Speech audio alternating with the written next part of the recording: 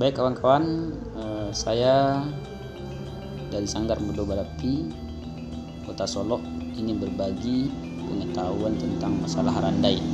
Jadi di sini saya akan berbagi tutorial tentang masalah randai. Langsung saja, randai itu ada 3 unsur. Yang pertama unsur musik, unsur tari atau gerak, kemudian unsur cerita. Unsur musik, itu musik yang mencakup musik-musik tradisional Minangkabau. Kemudian yang kedua gerak asalnya dari gerakan-gerakan randai atau kebiasaan-kebiasaan masyarakat Minangkabau biasanya, yaitu asal geraknya. Kemudian yang ketiga cerita atau kaba. Cerita ini berasal dari cerita-cerita atau kaba atau legenda, bisa jadi karangan cerita-cerita rakyat. Baik,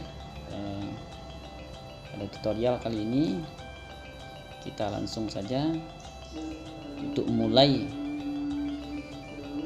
dari pembelajaran yang pertama.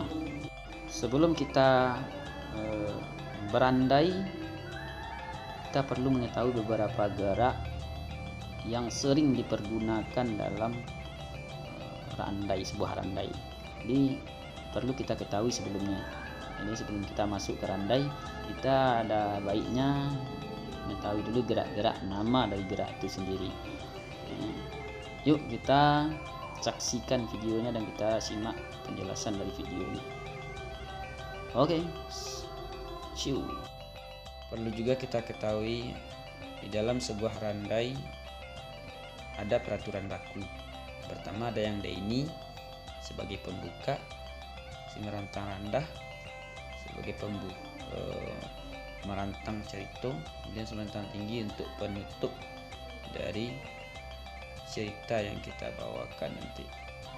Nah, yang tiga itu kalau seandainya tidak ada dalam sebuah randai, maka bisa randai kita di blacklist dalam sebuah festival. Artinya tidak dinilai pada festival tersebut. Yuk kita lanjut ke video selanjutnya. Nah, pertama-tama kita perlu mengetahui kudo-kudo, mulai dari tangan, kaki. Lihat, kemudian baru digelek. Digelek namanya, menggelek. Posisi kaki membentuk huruf T.